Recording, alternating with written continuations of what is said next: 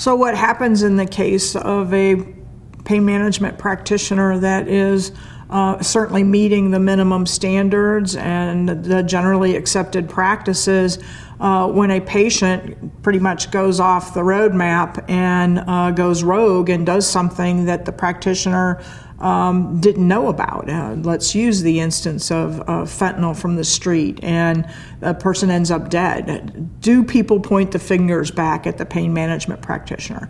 Well, they can always point the finger back, but the success of what happens in any litigation battle over that patient's death, if there is going to be a battle, it's going to examine the conduct of the practitioner and of the patient.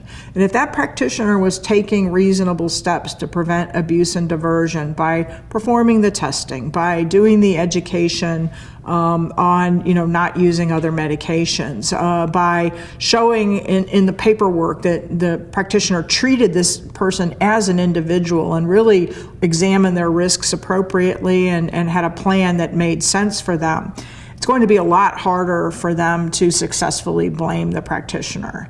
I think a lot of times the damage is done just in the filing of a lawsuit or even the allegation or raising the mention of it to a licensing board, because that has to be investigated.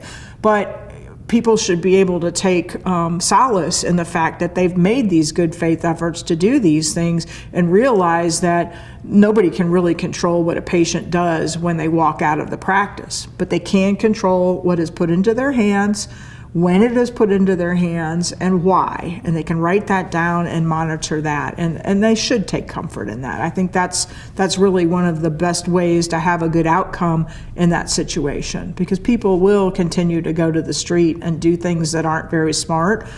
Sometimes it's out of desperation. Sometimes it's because that's what they were doing all along. It's not for the physician to play cop, but it is for that physician to, at least act in a position of trust and try to do no harm to this patient as best they possibly can.